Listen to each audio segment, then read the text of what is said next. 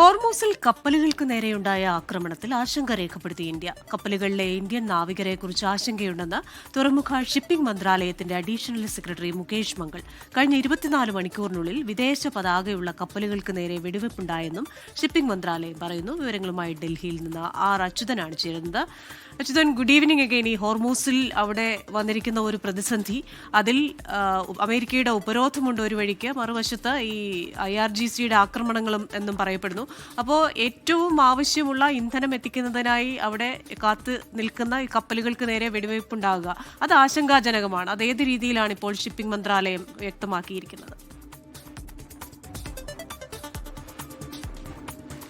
Christina, Hormuz കടലിടുക്കിലെ പ്രധാനപ്പെട്ട വിദേശ പതാകയുള്ള കപ്പലുകൾക്ക് നേരെയാണ് കഴിഞ്ഞ ദിവസം ഈ വെടിവയ്പ് ഉണ്ടായത്. ഇതിലാണ് ഇപ്പോൾ ഒരു ആശങ്ക അറിയിച്ചിരിക്കുന്നത്. അതിന്റെ പ്രധാന കാരണം ഈ കപ്പലുകളിലും ഇന്ത്യൻ നാവികരുണ്ട് എന്ന കാര്യമാണ് ഈ ഷിപ്പിംഗ് മന്ത്രാലയം ഇപ്പോൾ അറിയിക്കുന്നത്.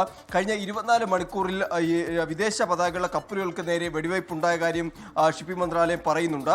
ഈ കപ്പലുകളിലെ ഇന്ത്യൻ നാവികരെ കുറിച്ചാണ് ഇന്ത്യക്ക് ആശങ്കയുള്ളത്. ഒപ്പം തന്നെ ഈ ഇന്ത്യൻ നാവികർക്ക് ഈ കഴിഞ്ഞ ദിവസം ഉണ്ടായ വെടിവയ്പിൽ ഇന്ത്യൻ നാവികർക്ക് ആർക്കും പരിക്കേറ്റിട്ടില്ല എന്നൊരു വിവരം കൂടി ഷിപ്പിംഗ് മന്ത്രാലയം പങ്കുവയ്ക്കുന്നുണ്ട്. അതിൽ യൂഫോറിയ എന്ന കപ്പലിൽ 21 ഇന്ത്യൻ നാവികർ ഉണ്ടായിരുന്നു. അവരെല്ലാം സുരക്ഷിതരാണ് എന്ന കാര്യം അറിയിക്കുന്നുണ്ട്.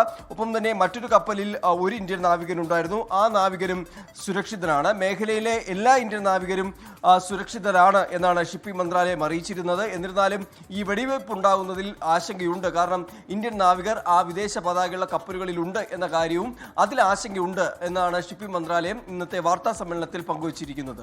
ക്രിസ്റ്റിന,